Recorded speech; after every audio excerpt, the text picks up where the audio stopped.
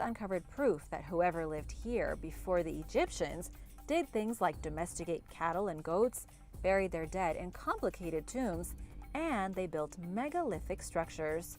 We don't have an exact identity for them yet, but judging by the handful of skeletons recently uncovered and a small assortment of artifacts, we can safely say there was an entire civilization living in Egypt before the pharaohs ever took over. We just don't know who they were, where they learned new technologies, or where they even came from.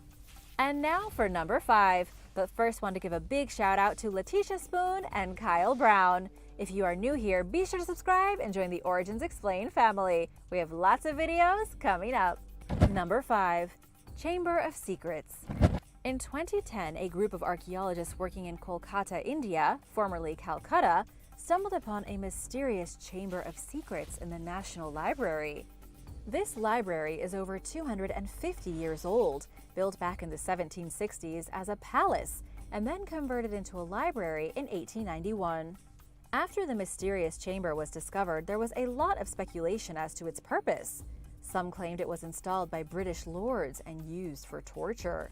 Others said it was a secret treasure vault, where the British masters kept all the priceless artifacts that they stole from the local people. Unfortunately for all of us, the Chamber of Secrets turned out to be pretty boring. After all the speculation, archaeologists came out and admitted that the chamber was actually just a pocket in the structure, probably used by the architects to strengthen the foundation of the building. It was basically empty, so if it did ever hold anything interesting, it was long gone. Either that, or a more fun theory promoted by conspiracy theorists, is that the archaeologists discovered something so heinous about the secret chamber's history that they lied to the world. After all, the National Library is a pretty mysterious building on its own, rumored to be haunted with spirits breathing down your neck and making you feel cold while you are trying to read. There are other rumors that the library has other rooms that cannot be opened, chairs that move on their own, and tortured spirits dropping books. Number 4. Forbidden Worship. For hundreds of years, the most important place of worship in Israel was the Holy Temple, a pair of amazing structures atop the Temple Mount in the heart of Jerusalem. It is written in the Bible that the Holy Temple is where God will dwell alongside his people. However, the Holy Temple is no more. It was destroyed by the Babylonian conquest in 587 BC, rebuilt, then destroyed for good by the Romans in 72 AD. According to Tom Meyer from the Shasta Bible College, there was actually a secondary, secret temple in Israel during the days of the Holy Temple. It was hidden in the Negev desert, and if the Bible is to be believed, this was a forbidden place where nobody was supposed to be worshiping anything. In the Old Testament, it's written that God designated only one temple for worship, the Holy Temple. But this secretive temple in the desert, first uncovered by archaeologists in the 1960s, was fully operational for at least 300 years, in spite of the one temple rule. In other words, people were disobeying God's law.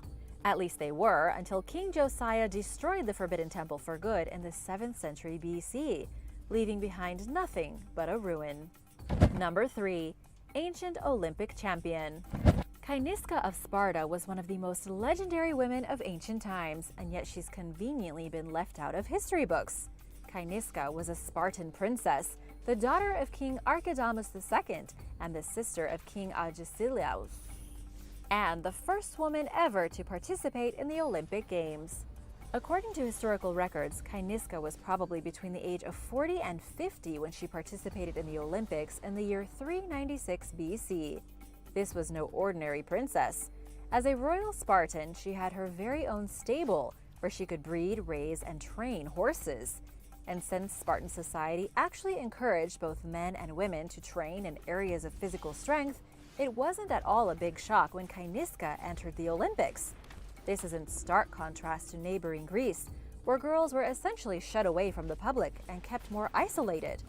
Popular culture may show the Spartans as fierce male warriors, but there were plenty of tough women too, as it was an entire warrior society.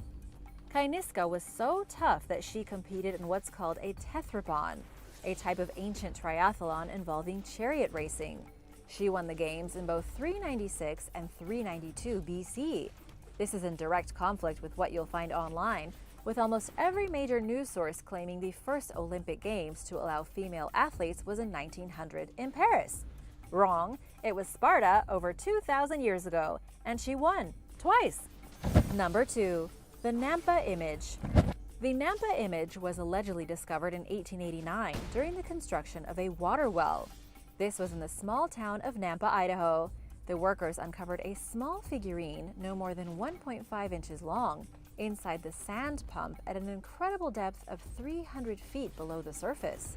The figurine was made of baked clay and had clearly been fashioned by intelligent hands to look like a human. The issue with the discovery was that it was impossible. The rock where it was found was dated back to 2 million years ago, way before humans were even around, let alone in North America. How would a figurine be lost and then buried under 300 feet of earth 2 million years ago? There's no way. The discovery was quickly dismissed as a hoax. Scientists didn't look into it thoroughly, and the figurine was simply called a fake. Over time, people lost interest and the object was forgotten. But ancient astronaut theorists and others remember this object and use it as an example of just one of many out-of-place artifacts left behind by an ancient civilization that lived in North America way before human beings had even moved out of Africa.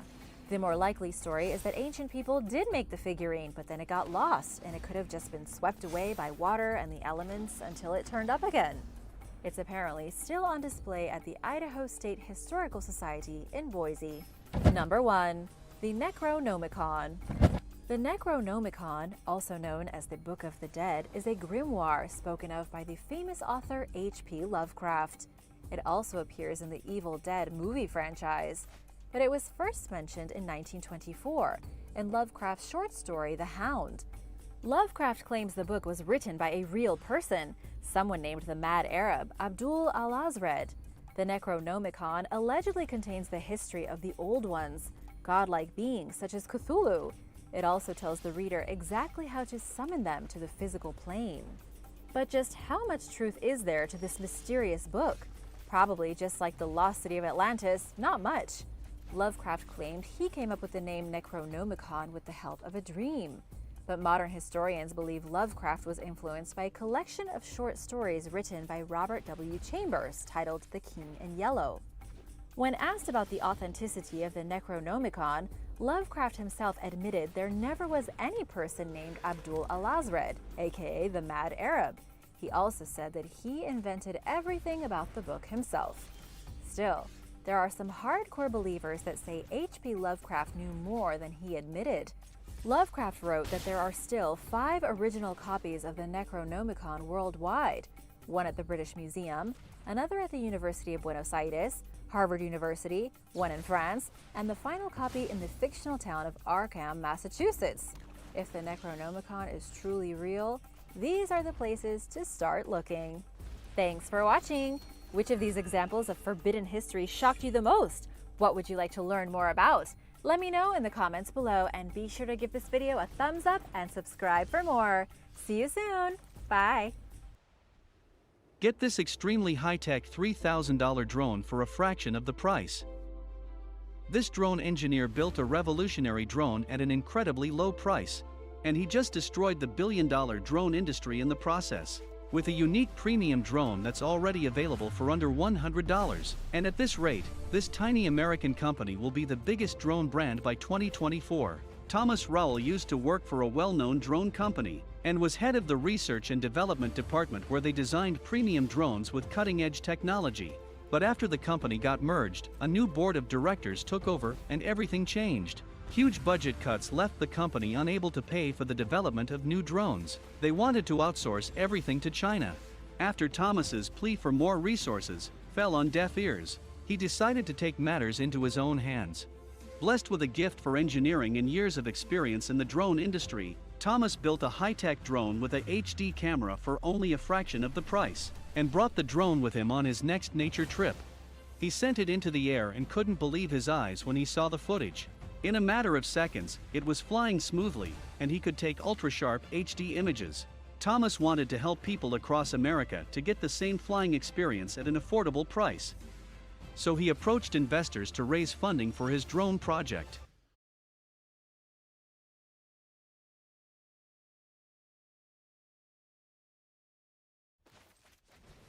Number 10. Lost Labyrinth. The discovery of a mysterious lost labyrinth, previously believed to be a mythical structure, is yet another enigma from ancient Egypt. This newest discovery was made at an archaeological site near the city of Dashur, around 60 miles from Cairo. This site contains the mysterious Black Pyramid of the pharaoh Amenemhat III. His pyramid stands beside the ruins of what was once a complex system of courtyards and galleries. This stuff was all found in the 1800s, with Egyptologists back then believing they had found the remains of an ancient city. But in 2008, archaeologists with the Mataha expedition made a truly shocking find beneath the sand. They uncovered a great lost labyrinth, something said to have been even more complicated to build than the pyramids themselves. It was a huge structure, a series of thousands upon thousands of underground halls, temples, and chambers. But it was all buried 2,000 years ago, lost to the Egyptian desert. Today, there is very little left of the Great Labyrinth. A few rocky foundations and stone towers are all that prove it was ever here at all. The biggest mystery is that archaeologists can't figure out what it was used for. Imagine an underground maze so big you could literally get lost inside of it and die of starvation. Perhaps it was even home to a mythical beast. What it was actually for is the real mystery. What would you do with a labyrinth? Let me know in the comments below. Number 9. Ancient Log Coffin. An extremely strange coffin was recently discovered in England. What makes the coffin so unique is that it was made out of an old log dating back 4,000 years. When archaeologists dug up the mysterious coffin, they discovered the remains of a man and his battle axe entombed inside. The log coffin was discovered in a pond on a golf course. Archaeology doesn't really get much more random than that. Analysis of the coffin showed that it was carved from an oak tree and its interior lined with plants. The axe buried with the dead person was likely a symbol of his authority rather than a weapon used in war. 4,000 years ago, when this guy was buried, he had been covered over by a gravel mound. Over the centuries, the mound vanished and the land was turned into a golf course. The exact place where the guy was buried happened to end up in an artificial pond. It was only because of a heat wave in 2018 that the pond dried up enough for people to notice the coffin sticking out of the wet soil. Unfortunately, nobody knows who the mysterious man in the coffin was when he was alive. Even more, they don't know if there are more mysterious burials hidden underneath other parts of the golf course. The business is probably not going to let them excavate the whole place, so they'll just have to focus on the one coffin for now. They hope to have it fully investigated and on display in the next 2 years. Number 8. Rare Roman Stone. A rare stone from the year 49 has been uncovered that used to outline the city limits of Rome. Almost 2,000 years ago, this stone signified the exact city limits. It was found during excavations for a new sewage system going up in the Italian capital.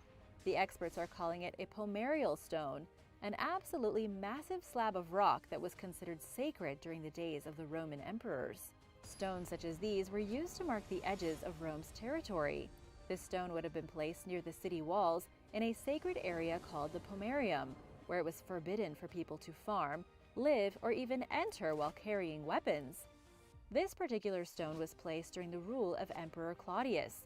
The reason it's such an enigma is that only 10 others like it have ever been found.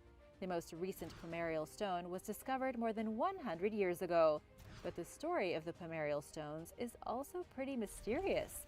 According to Roman tradition, the first pomerium, that being the boundary of Rome's Sacred Heart, was created by Romulus himself, Rome's legendary founder. He carved a line around what would become the main sanctuary of Roman society. Then after, the stones were placed all along the edges to mark the boundaries.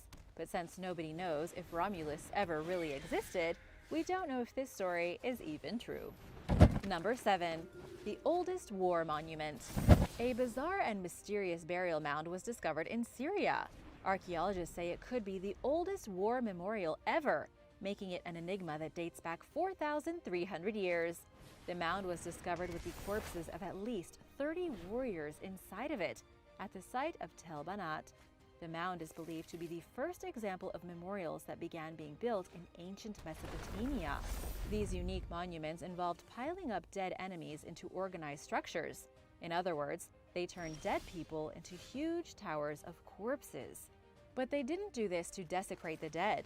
According to Anne Porter, a professor at the University of Toronto specializing in ancient Middle Eastern civilizations, the ancient people were simply honoring whoever was killed after a particular battle. Nobody knows if the buried dead were the winners or the losers. Either way, archaeologists suspect the dead were gathered off the battlefield, piled up, covered in earth, and transformed into a monument that could be seen for miles around. What really confuses archaeologists is the why behind it. Nobody can figure out why it seems so important to create a literal mountain of the dead. Plus, archaeologists uncovered the dead bodies of children as young as 8 mixed in with the adult warriors, leading to even more questions that have yet to be answered. And on that creepy note, it's time for a shout out! Big thank you to Abby Loves Movies and Aiden Goldberg. Thanks so much for supporting this channel. And if you are new here, be sure to hit that subscribe button if you haven't already. We have lots of new videos coming up. Looking for a lifeline in these tough times? Well, forget about stocks, real estate, cryptocurrency, or other types of investing, and instead focus. Number 6. The Yonaguni Monument. This monument, located off the coast of Japan, is one of the most confusing and mysterious things ever discovered. Some call it the Japanese Atlantis. Some say it's a natural formation that just so happens to look like an underwater pyramid, and others say it's evidence of a lost civilization. The truth is hard to figure out. The monument was first found in 1986 off the coast of Yonaguni Island by a diver looking for hammerhead sharks. After the initial discovery, marine geologist named Masaki Kimura went to investigate, and continued to investigate for over 20 years. Masaki is convinced the monument was built by humans thousands of years ago when this part of the ocean was above water. He says the straight angles, obviously drilled holes, and almost perfect triangles are proof that it was built by humans. In fact, anyone who looks closely can tell the monument is a man-made pyramid, so he says. Masaki also found evidence of what he believes to be roads, ruined castles, and abandoned stadiums near the main structure. For him, the Yonaguni Monument represents the lost continent of Mu, the Japanese version of Atlantis. Documentaries show pottery fragments, tools, and other pieces of evidence from the past that were brought up from the site. A civilization dating back thousands of years building large monuments is not that outrageous. It's happened all over the world. But what's really strange is that nobody seems willing to discuss the monument in a serious way. The Japanese government has even denied that it's a historical site. For whatever reason, most official bodies have dismissed the monument as a rock formation. However, a small team continues to dive and search for more evidence to prove once and for all that this place was home to a lost civilization that over time sunk under the waves. Number 5. The Well of Osiris. The Well of Osiris is a serious ancient enigma and one of the least studied mysteries in ancient Egypt. The well itself is more of a tomb, a series of tunnels and chambers that were found buried underneath a road in Giza, near the Great Pyramids. The discovery goes way back to the 1930s, but nobody was able to get inside the well because it was filled with water. Famed Egyptologist Zahi Hawass helped drain the mysterious well back in 1999, finally gaining access to the underground chambers. The depth of the well was quite the surprise. It goes down about 90 feet, with multiple layers and secret chambers that had been flooded for thousands of years. The first level is part of an unfinished chamber carved directly into the rock, and inside, archaeologists took out several granite sarcophagi. The second level had 6 separate chambers cut into the rock, with each chamber containing its own sarcophagi, its own pottery fragments, and its own set of ancient bones dating back to about 500 BC. The most impressive level is definitely the third one. It took 2 months to drain the interior of the tomb. Once cleared, archaeologists were shocked to discover 4 pillars surrounding a large granite sarcophagus. What shocked the archaeologists even more was when they found the sarcophagus empty. After much speculation, historians now believe it was a symbolic tomb designed for the god Osiris, king of the underworld and ruler of the dead. However, nobody has been able to figure out why the Egyptians went through so much trouble to make the tomb, nor what kind of creepy rituals they performed down there, nearly 100 feet beneath the pyramids. Number 4. Stonehenge solved. When you think about ancient mysteries, Stonehenge is probably the first one that comes to mind. And yes, it is pretty mysterious. Over the years, we have uncovered more and more secrets about this place. We know it was built 5,000 years ago by an unknown civilization, and the stones used to build it came from 180 miles away. But one of the biggest problems with trying to unravel the mystery of Stonehenge has been trying to figure out how they brought the stones from so far away, some of which weigh 25 tons. Well, it looks like the mystery may have finally been solved. A carpenter from North Wales has recreated the forgotten machine that he said the ancient people used to move the rock. He actually rebuilt the contraption to back up his theory on how the stones were transported, and it's been hailed by experts as one of the most credible explanations ever given. His machine is nothing short of spectacular. It has a circular board balanced on a pair of planks, with the board itself sitting on rockers and wooden feet. The machine magically defied gravity by slowly moving just about any weight, keeping the center of mass hovering over the wooden feet. Basically, the huge stones would have been suspended as if in mid-air during transport, with the machine slowly inching forward as workers kept the main plank steady and other workers pivoted the feet. This would have taken a long time, but it would have allowed ancient people to move rocks 25 tons with nothing more than some planks of wood and a good understanding of physics. Number 3. The ancient Greek computer. The Antikythera mechanism has fascinated scientists for decades as the oldest known computer in history. It dates back 2,000 years, discovered in 1901 off the coast of Greece. It was taken out of a shipwreck, with researchers believing they had found a piece of a highly advanced machine, or mechanism. However, nobody could really figure out what the machine was used for, or how the Greeks had managed to make their own computer, turning this into one of the most confusing artifacts of modern times. The thing about the artifact is that it looks a whole lot like a mechanism that you would find in any modern piece of machinery. But thanks to new technology, scientists have finally unlocked the secrets of the computer. Researchers with the University of London made a computer-generated reconstruction of the Antikythera mechanism. They scanned the fragment and then recreated what the entire machine would have looked like. As it turns out, it was a really complicated astrological clock. The fragment that's been captivating generations is just one piece of a machine operated by interlocking gears. All these gears were fitted into a wooden case about the size of a shoebox. The gears worked just like gears inside of a watch, only this machine was used to display the positions of the sun, the moon, the 5 planets known to humans back then, and the phases of the moon itself. This is just one of many incredible things found in the shipwreck, with more and more being uncovered every year, including treasure and even human skeletons. Number 2. The Pyramid of Cholula. The Great Pyramid of Cholula is an enigma for one reason. It's the biggest pyramid in the entire world, and almost nobody even knows it exists. The structure is located in central Mexico, originally built 2,500 years ago. When the conquistadors arrived in Mexico and started destroying local monuments and temples, they missed this one because they didn't even realize it was a pyramid. The structure is hidden underneath a hill, so the Spaniards simply thought it was a natural formation. If they would have done a bit of digging, they would have found the largest ancient monument of any kind buried under thousands of years of dirt. It's hard to say why the world has largely ignored this pyramid, especially seeing as it's the biggest one ever. To this day, nobody knows who built the structure, why they built it, or really anything more about it. It's a total mystery. Even the Aztec who lived nearby in Tenochtitlan didn't know who built the splendid pyramid, instead referring to the ancient architects as a race of giants called the Quinametzin. Whoever was here building pyramids almost 3,000 years ago, they were just as mysterious to the Aztec as they are to us today.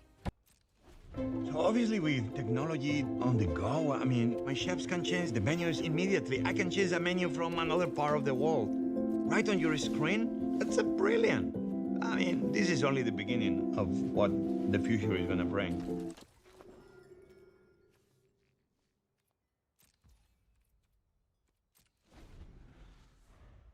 The screen you are watching right now is causing permanent damage to your eyes. Smartphones, tablets, and TVs are all to blame. Number 1. The Rosetta Stone. The Rosetta Stone was discovered in Egypt by the armies of Napoleon during his conquest in the year 1799. The man responsible for the discovery was Pierre-François Bouchard. His men were occupying a beat-up old fort in the city of Rosetta and were tearing down the wall of one of the buildings that they had been using as a defensive fortification when they uncovered the stone. Named after the city in which it was found, the Rosetta Stone turned out to be one of the most mysterious and amazing relics ever. At the time, Napoleon's troops didn't quite know what they had their hands on. It was a giant rock tablet with 3 very distinct types of writing on it. Bouchard was intrigued and shared the stone with some French scholars who had come to Egypt to hunt for treasure. They too thought the stone was important, but they couldn't imagine just how important it would become. Until that time, nobody knew how to interpret Egyptian hieroglyphics. It was just symbols, but the wealth of information and language left behind was a mystery. We know today that the Rosetta Stone was written back when the king, Ptolemy V Epiphanes, took the Egyptian throne in 204 BC. At the time, Egypt was experiencing a bit of turmoil, including an internal revolt. The Rosetta Stone was a declaration created by the royal cult, in which they swore their loyalty to the new ruler. This is why the tablet was written in Ptolemaic hieroglyphics, Demonic Egyptian, and Ancient Greek, so that everyone would understand. But the mystery of what was written on the stone wouldn't be cracked until 1822, when Jean-François Champollion, considered the founder of Egyptology, learned how to use the stone to translate ancient Egyptian hieroglyphics. With this new knowledge, scientists were finally able to decipher what was written on the walls of pyramids and tombs throughout the whole kingdom. Imagine what would have happened without it. Thanks for watching! What's your favorite ancient mystery? Let me know in the comments below, and be sure to hit that subscribe button, and I'll see you soon. Bye!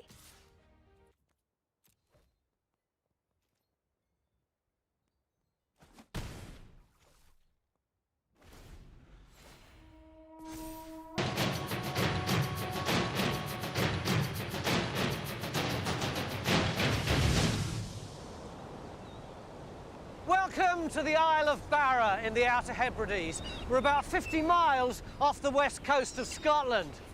It's always a tad blowy here, but recently a particularly strong storm ripped apart this entire sand dune, revealing this. And I know it's difficult to see, but believe it or not, all this is prehistoric archaeology. But what even I can see is over here. This is a burial. Look, can you see those bones, which I suppose are ribs? All this has been exposed for the first time in thousands of years. Time Team has been called in on a 3-day rescue mission to examine this extraordinary windswept site and to record the evidence before it's all blown away forever.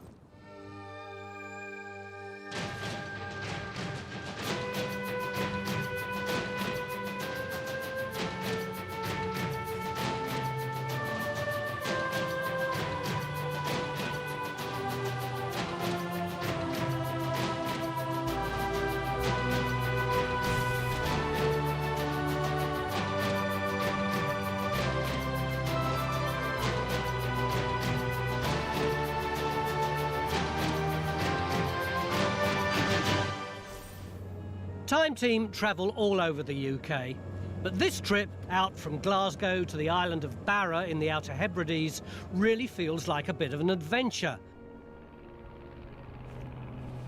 For a start, the only place to land a plane on this island is on the beach. Already it feels like we've come to a very different part of Britain. There are only about 1,000 people living on Barra today, and large areas of unspoiled landscape contain fantastically preserved prehistoric archaeology. The only threat to it is the extreme weather, which can blow away thousands of years of history in a matter of minutes. We've been called in to rescue some archaeology here at Allersdale on the western side of the island, where some burials have been exposed in the sand dunes. I have to admit, if I'd come here on my own without any archaeologists, I would have had no idea this was prehistoric. It just looks like ordinary beach scatter. Look at this. This looks like something that a couple of teenagers might have put together for a beach party last year. Yeah, I mean, I agree. It does look like somebody's had a fire for a barbecue or something. Yeah. But Victor's done a drawing, look, of showing what it would have looked like originally. You see with the burial in the middle there, with all the stones down the edge. Well, yeah, that's convincing, but it's not proof, is it? Well, it is, because this actually has been excavated. There was a rescue excavation here when this site was revealed, and the radiocarbon date of 1800 to 1400 BC, Middle Bronze Age. If it's been excavated, why are we digging it? Because since that excavation, there's more erosion gone on that way and opened up a lot more structures over there. So there's lots more to do. So we know some of these burials are Middle Bronze Age, approximately 4,000 years old. But what amazes me is that they vary so much in size. Phil? Is that a burial? Yeah, that is. I mean, Well, you couldn't get a body in there. Tony, you could get them in there if it was cremated. The point is that this is the style of burial that you get up here. We're calling them kiss burials. Some people like to call them a cyst burial, but to me that's more of a medical term, the sort of thing you lance, you know. But either way, kissed or cyst, it's this style of burial where you get a little array of stones, and it's like a stone-built tomb, and you put the dead person in there. It's typical. So is that one a kiss burial too? Yeah, I mean, it's a different size and shape, but it's the same basic idea. This is going to be a race against the clock. We've got 3 days to learn as much as we can from the wealth of prehistoric material exposed here before it's all lost for good. We've got a rare chance to build up a picture of life here thousands of years ago. And there's real excitement because we've never dug on a site like this before. Thankfully, we've got 2 experts with us who have, Mike Parker-Pearson and Keith Brannigan. Bit of a mess to sort out, isn't it? Yes, what we're looking at is a jumble of stones. It looks chaotic, but it's a very complicated site. The reason it's complicated is that a lot of the clutter here is relatively modern archaeology. Originally, it was in the layers above, but it's sunk down as the sand has been blown away, leaving it all mixed up with the Bronze Age burials. The first job will be to clear away the much later stuff so we can see the prehistoric remains more clearly. We've been looking at this. We've got a plan of this site made during the rescue dig a year ago. It shows the 4 kists that have already been dug and the site of a prehistoric roundhouse that's never been investigated and is now being severely eroded. So hang on, show me where the floor is. That's the floor here. This black deposit sitting above the sand is being trailed off there by Kate. Yeah. The wall we think is running around there. And up here we do seem to have the entrance porch. So this is the wall here? We think the wall is running through here. Here's one side wall, here's the other one. So we've got a porch here. It's not easy to see, but this is the remains of a prehistoric roundhouse with the doorway still intact. Although this half of the building has been eroded away. I feel very nervous walking about on all this archaeology. Yes, you should be. It's very fragile. And to find this kind of thing, a floor that people walked about on, ate on, slept on, it's really remarkable. People have been building roundhouses on this island since at least Neolithic times. That's about 7,000 years ago.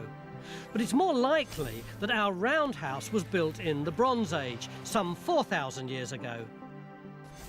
Or later still in the Iron Age, making it a mere 2,500 years old. To find out just how old it is, we need to find some datable evidence like pottery. But one of the main goals of this dig will be to learn more about the many weird burial practices that went on here in the Bronze Age. And the most urgent rescue job is to investigate a kist burial here, which is being badly eroded. This kist seems to contain not only the skeleton of a small child, but also the cremated remains of another person on top of it. These bits of bone are blowing away. Look, Yeah, is that part of the skeleton below? It is. The problem is that both of these individuals actually look like juveniles. They're probably about sort of 5 or 6 year olds, so the bone is very, very light. And as you can see, it's almost excavating itself because the sand's blowing. It's blowing away. I mean, and what's that bit there? That's an ear bone. All right, so that's underneath here somewhere. It's right inside. That's what it looks like on the inside, basically. Right, yeah. right. Jackie can tell that the cremated remains were also a child burial because this tooth has survived the fire and is still intact.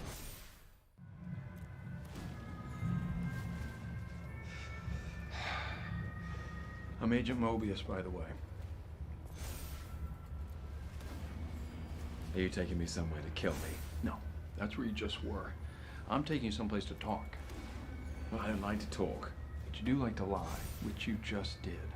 Because we both know you love to talk. Talk. How long have you been here? I don't know, it's hard to say. You know, time passes differently here in the TVA. What does that mean? You'll catch up. So you're part of the TVA's courageous and dedicated workforce? Yes. You were created by the Timekeepers. Yep. To protect the sacred timeline. Correct. Is that funny? The idea that your little club decides the fate of trillions of people across all of existence at the behest of 3 space lizards, yes, it's funny. It's absurd. I thought you didn't like to talk.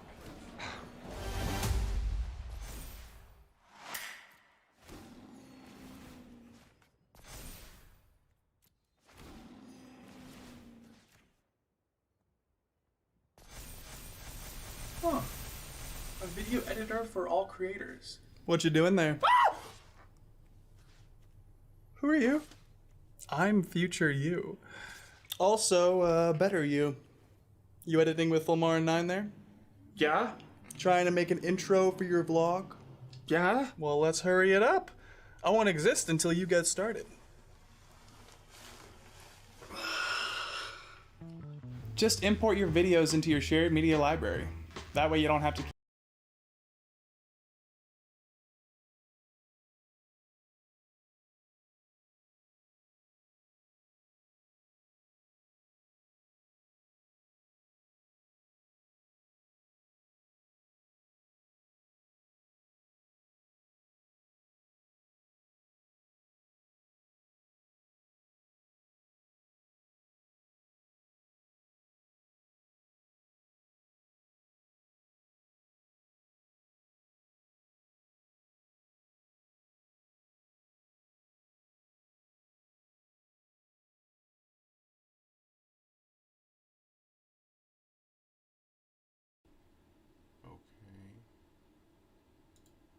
Alright, can you hear me now?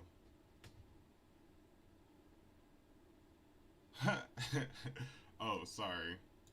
I was on YouTube and I watch a whole bunch of archaeological finds, and I watch a whole bunch of, you know, science-based stuff.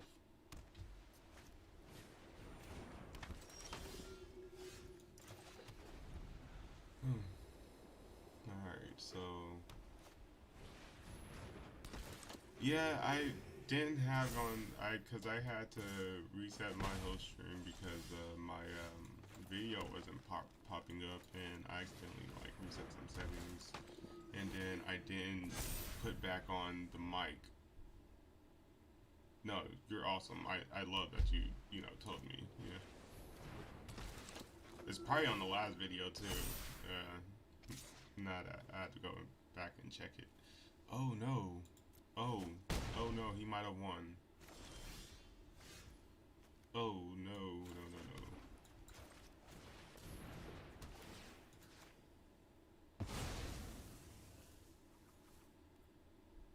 Ooh.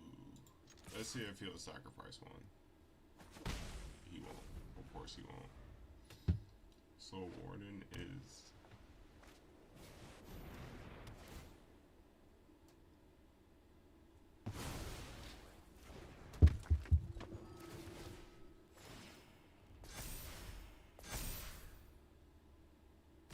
Oh, okay.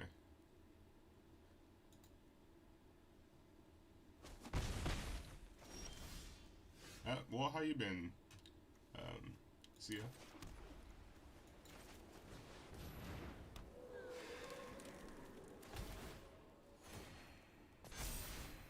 guess I'm gonna have to banish it again.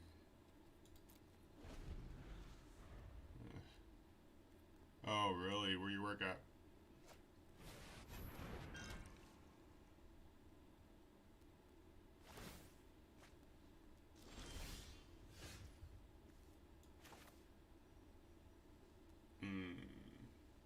Should I? No, I shouldn't.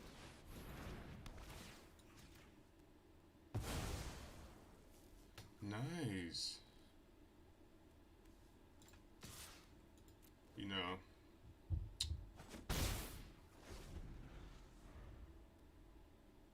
Oh, that's awesome. Hairstylists and nail artists. Are you good at artists? You gotta send me your Instagram. Show me some of your art. That'd be awesome. And he did it again. This guy is really not playing around with this creature. He really wants it. Oh, and then he gets that. Oh, and then, yeah, I think he probably won this match. And I can't do anything that would hurt him. This is Magic the Gathering. It's a super old game that's been put onto computer somewhere. I think it was 2000, maybe 11, maybe 10. But it's a card game where you have like 3-4 sections of cards. You have your land cards, which produces your creatures and your artifacts and things of the such. And each card, you know, has effects. It's almost like Yu-Gi-Oh, but way more integrated. You know, way more integrated. There's a lot more to it than traditional Yu-Gi-Oh. You know, there's such things as infinites, you know, and there's things. See, look, I got part of my infinite, but I don't think it's gonna matter anymore at this point because he has. Unless I get this one card. Unless I get one card. All I need is one card. Oh, snappers.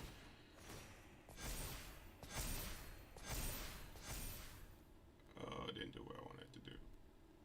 Okay. Yeah, one card. One card could turn this whole thing around, but as far as I see, he's about to swing hard with 2 creatures. No, he can create 2 angels with this card. The effect of this card. Tap this card, create a 4/4 angel.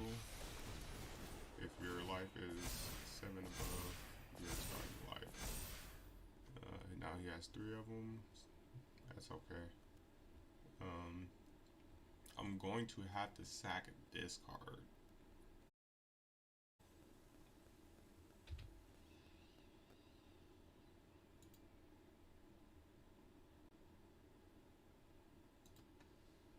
I don't know what happened.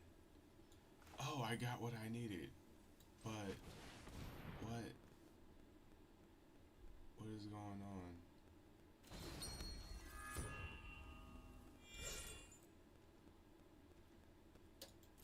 Am I playing myself now?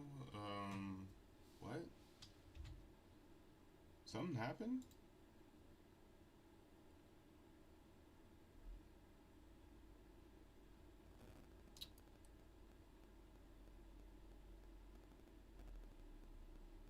What in alternations? What could have happened? It's like my internet and everything went out. But yet, I'm still playing the game somehow. And if he attacked me with a 27, I should be dead.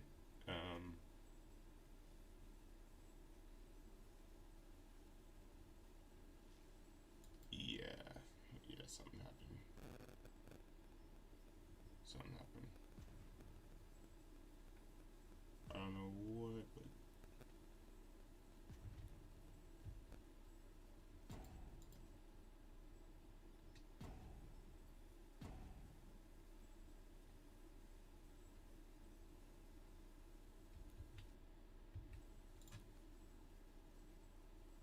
Just concede. What?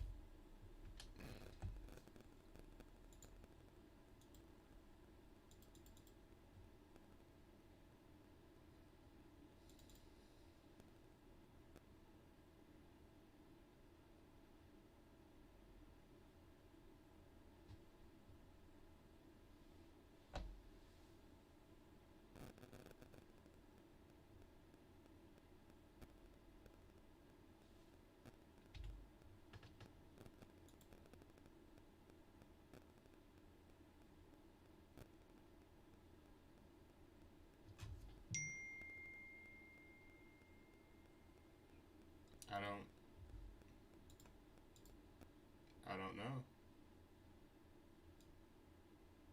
I don't know what I just possibly done to fuck up everything. Okay, alright. I guess I lost that one.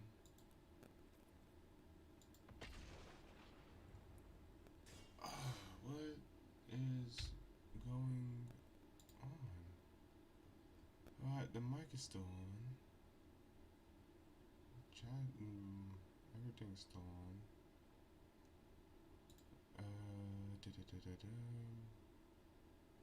Properties, monitor, audio monitoring,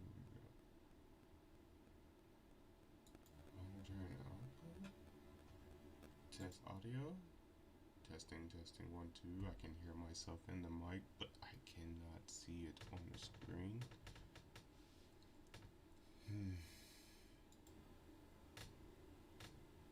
I don't know. You still can't hear me? Still can't hear me?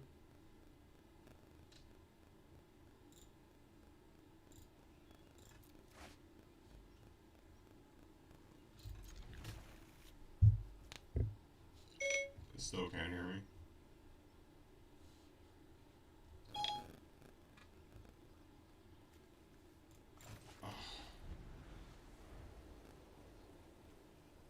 Okay, sweet. Yeah. So this is kind of my first time streaming, so I mean I'm gonna have these hiccups. Just bear with me. Is my audio coming out good on your side?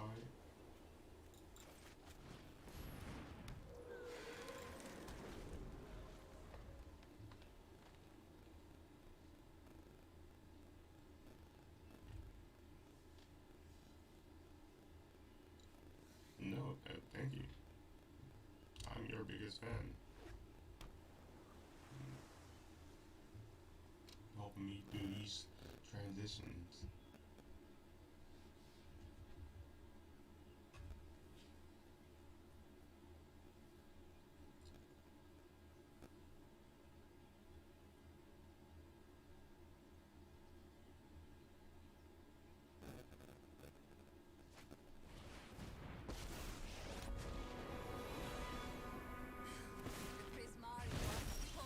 I'll win by blade or by bolt.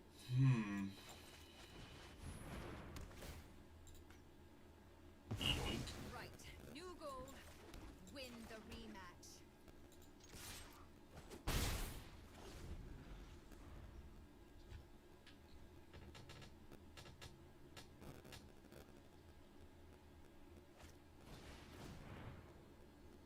Oh, I know what kind of deck he's playing.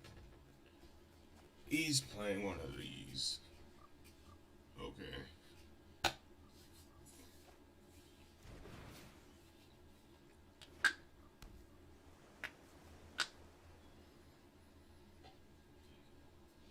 Let's check it out.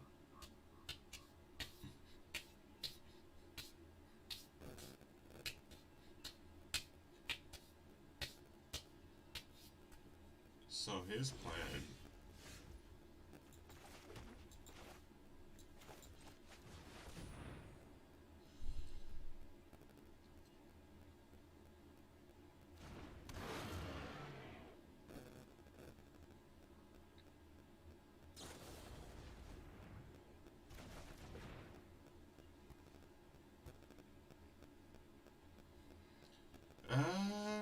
I mean, I just have my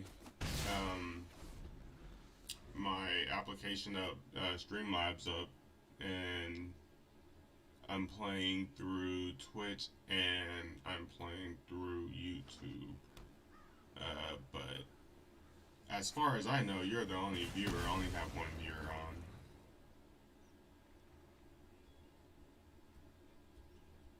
And yeah, I'm playing on computer. Just yeah, I'm playing. Yeah.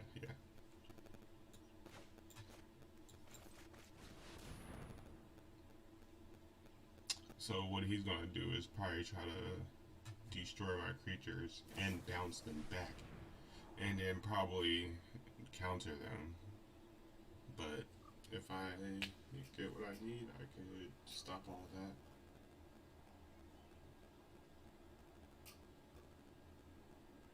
You are. Yeah, you are. I will attest to that. You are the best viewer. No, you don't sell yourself short. You're my first viewer, I believe. Actually, I can check it. Yeah, I believe you are one of my first viewers. So, yeah, you're awesome.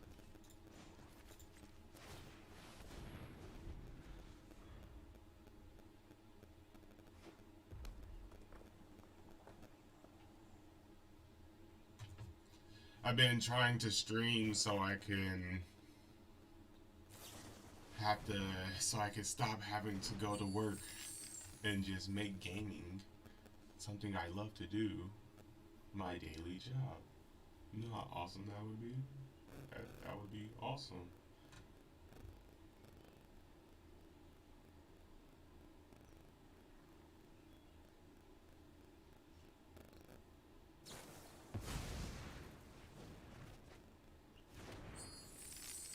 You know, it probably won't. It probably won't happen, and I'm gonna have to continue working. Or, you know, I can just come up with my own clothing brand or some my art and whatever. And hopefully that makes it, because it's more productive in life, I guess. So that is definitely something. I'm a cook right now. I came from Denver to Florida. Came from Denver to Florida to, you know, try to make it work out with some people and, you know, try to be here, you know, for my son. It didn't work out with certain people, but I'm still here for my son, and I have to, you know, just be out here with no family. But I work at Crackers, and I was making, you know, quite a substantial amount of money. So that's good. But I came from UPS as a supervisor, making a lot more money. See, the Crackers Restaurant Bar and Grill. I'm sorry, I just said, you know, just that. Not, I probably was took out of context, but no, it's a bar in Crystal River called Crackers Bar and Grill. I don't know why they named it that, but that's the name of the company. But I worked there. No, yeah, it was a very good restaurant. They have their hiccups though.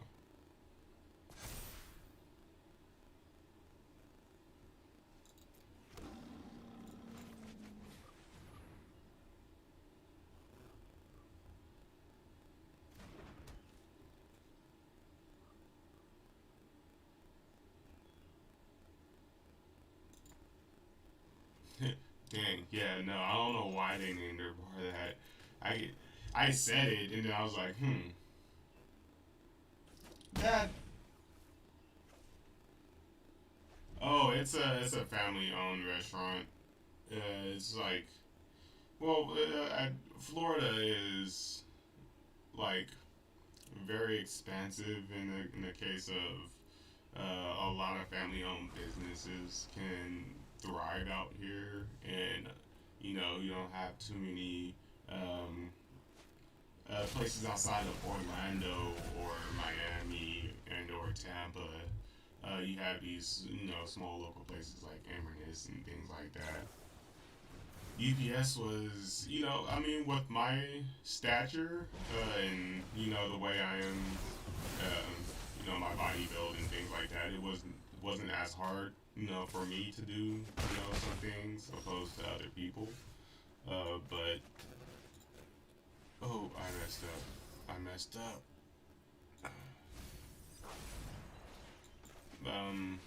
But it was a fun job nonetheless. It actually was one of my most favorite jobs, you know. But I had to come out here. Yeah, of course the whole America is expensive, but you come out here to Florida, you know, you can actually like. I don't know, I mean, I'm pretty sure you can do it anywhere. I haven't traveled all over the state or all over the country, so I don't know how other states are. But it seemed coming from Denver and then coming to Florida, Denver was a lot more compact, and there was a lot more big businesses out there and things like that. But in Florida, there's a lot of space. You know, there's a lot of land out here that hasn't been bought, and there's a lot of places that have, you know, distance in between them, like the Walmart to like Walgreens. You won't find one of those within like 15 miles of each other or whatever. Where the part that I live. So yeah, I mean, there's a lot of family businesses out here that are like thriving and that are like booming, such as the bar and grill that I work at. I kind of don't even want to say the name now. But yeah, that bar and grill. But it would be really cool if they changed their name, because that's not a very attractive name. It's really not. And seeing how the part that I live at, there's not too much African Americans. That name just hits on the spot. It just none of them are, you know, racist or anything anyway. But it is what it is. I guess your names are racist.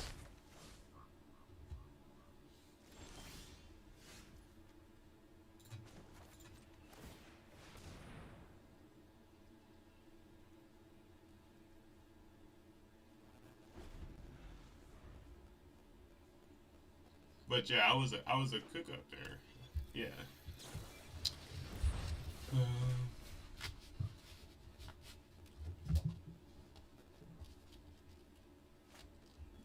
Yeah, Florida has, you know, all the beaches. Yeah, or you know, the very good ones. Like you know, the beaches out in Miami. You got beaches out in Tampa Bay. You got beaches out in Orlando, right? Yeah, no, not Orlando. I think Orlando is right in the middle. No, not in Orlando. No, probably in Orlando. I have to look at the map again. Yeah, I mean, it's actually real nice going out to the beaches. Seeing the open water. Where are you from?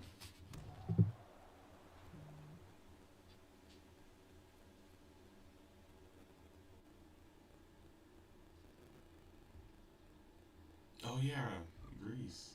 You guys don't have beaches out there?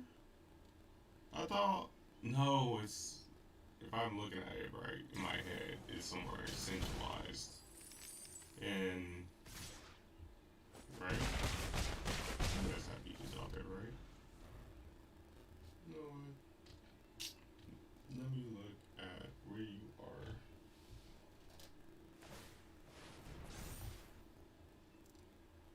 Yeah, good game.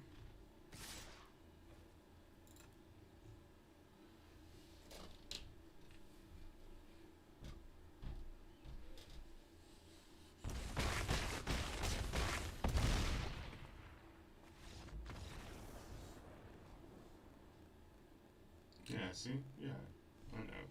I knew it. It would be really awesome to go out there to Europe, you know, check out how the lifestyle is over there. You know, my last name is just a little French. It has a French descent from it.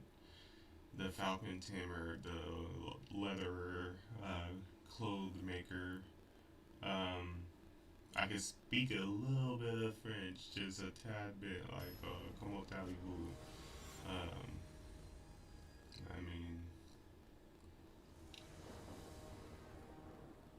j'y suis. Je m'appelle Demarcal.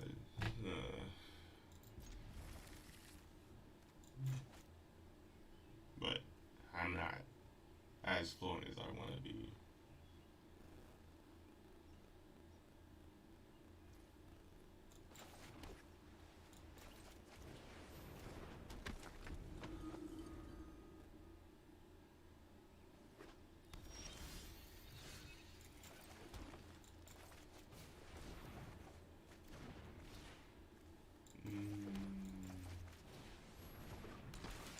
Ooh, why did I do that?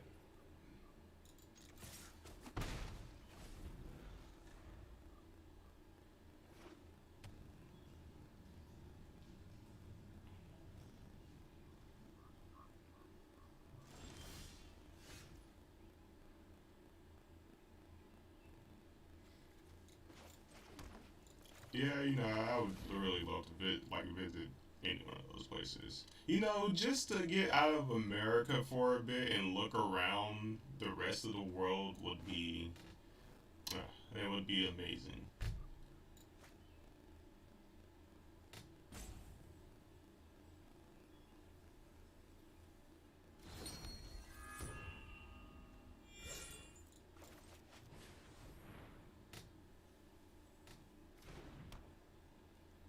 Oh, really? They won't even try it, huh?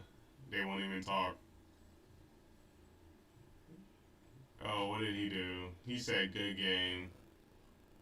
He's saying good game.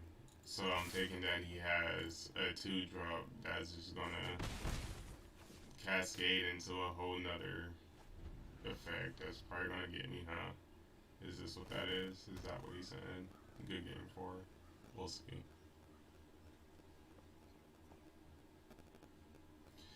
Well, see what it is with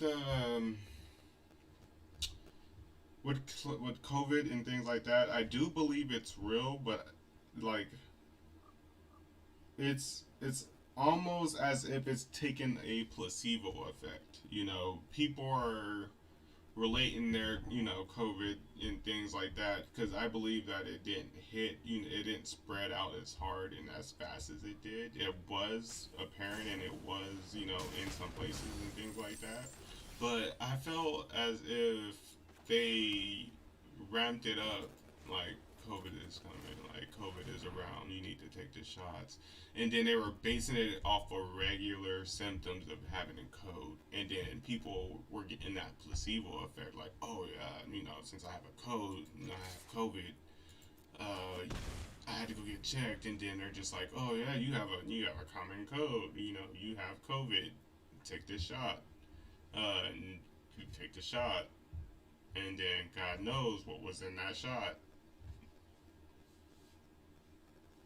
Yeah, I mean, who knows what's in the shot? Who knows what people put inside their body? There's speculation. There's people talking about, yeah, I took this shot and now you can take a UV light and then put it over my arm and it glows. And there's speculations like, oh yeah, it's the mark of the beast and people are taking it willingly. So, I'm a very healthy person. Very healthy. Hope I don't get COVID. But I'm very healthy and I've never had it, and I've been around people who have been diagnosed with it. So I think it's a big placebo, and it takes a toll on people's minds, and then their mind is like, oh yeah, I have COVID, I need to do this. Some people's died from actual COVID, but I don't think everybody has it, I don't think everybody has it. I don't think it's as widespread as people are saying that it is. But the people who did have it, I do want to reach out to them and say, I'm sorry, for the government putting this upon you and not taking any action sooner. And I'm sorry for whoever developed this. I'm sorry to those people for whoever made this and put it into our world, but it's not as widespread as people are thinking it is. we've been restricted from breathing our own air, basically. There's other things too. Like, what if aliens came by and start terraforming the place, and COVID was a after effect of that, and the government are trying to save us? Like, put mask on so that you don't get this, alien terraformation in your lungs. Yeah, right. That makes sense, right? Yeah.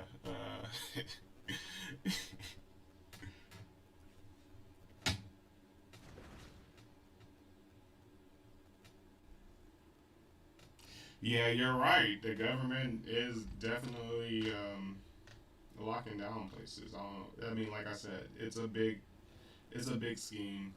It's a big, thing to make humans stop breathing air. Next thing you know, they're going to be taxing our air.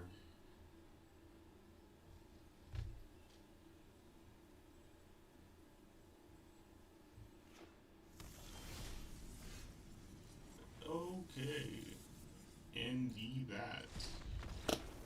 Didn't even want to play anymore.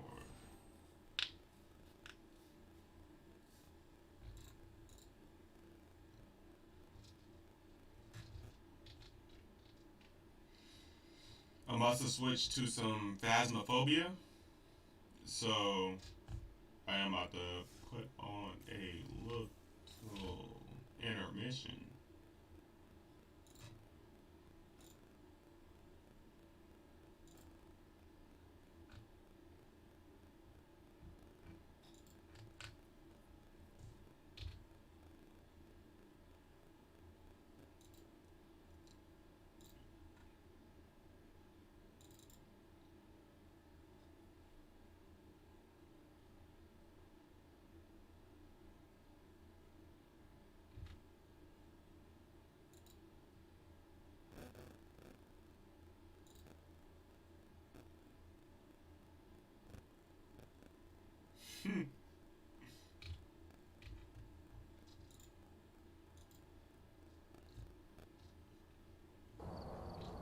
Welcome back. There's some jobs ready for you. Better be some jobs ready for me. We ready. Looks like there are others out there in need of help. How do I change my stream? Hey, I can just edit it right there. And we are switching to some Phasmophobia.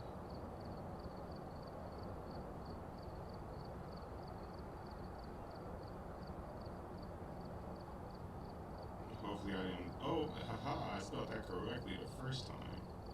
Didn't butcher it. Amazing. Done. I did change the info on my last stream. March, please.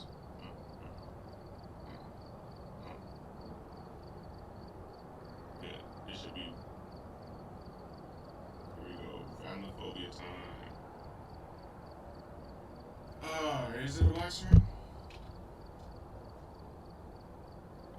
Let's check it. It is a black screen.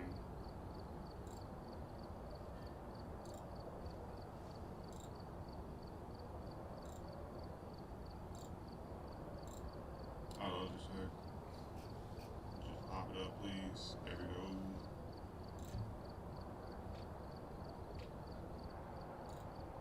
All right.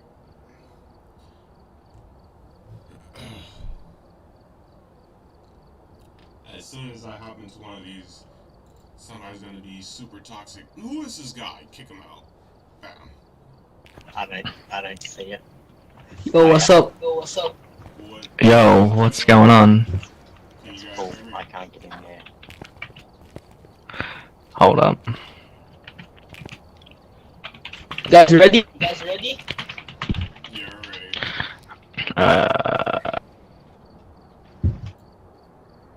Actually, they're not. Actually, I got kicked. See? Welcome back. I've got some jobs ready for you. Let's try this again.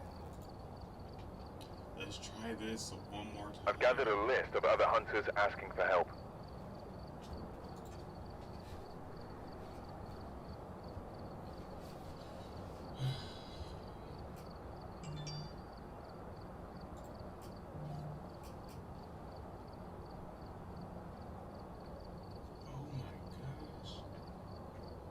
What kind of level? Oh man.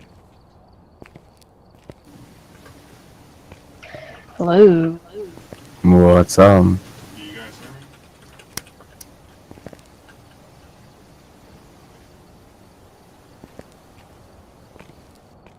me? Mr. Bex, do you have a microphone? Yeah,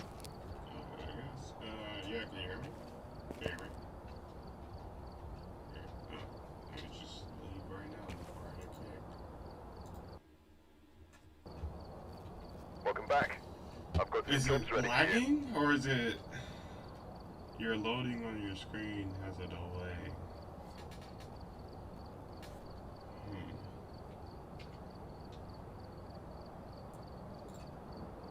Let's see if we can change that.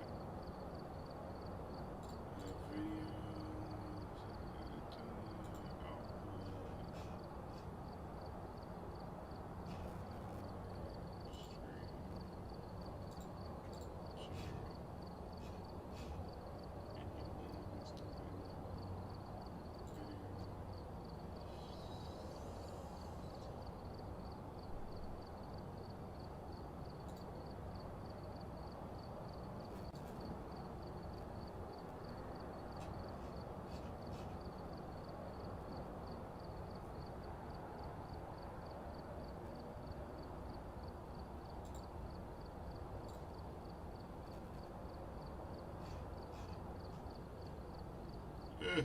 I don't know how to change that.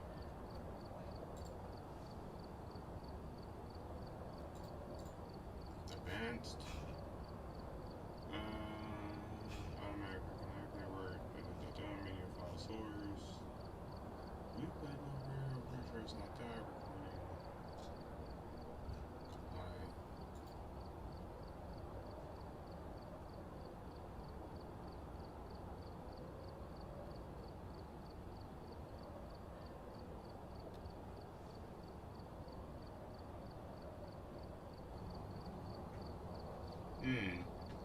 So, is my mic ahead of my video? Is that what that is?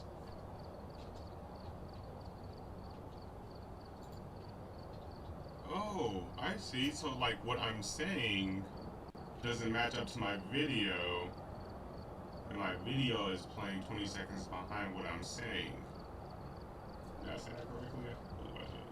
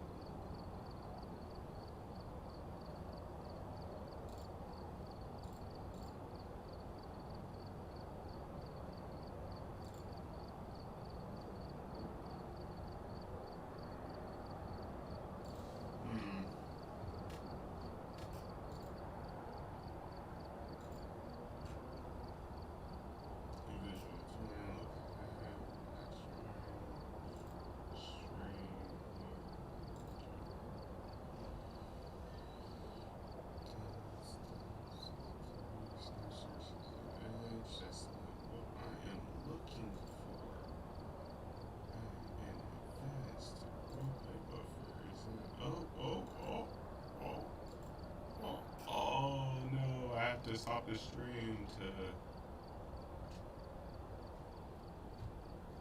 do that.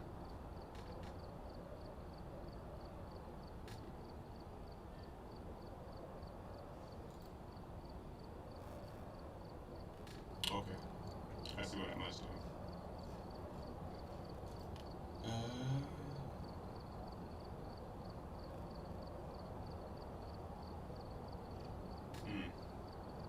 Alright, I'm gonna have to stop the stream to fix that.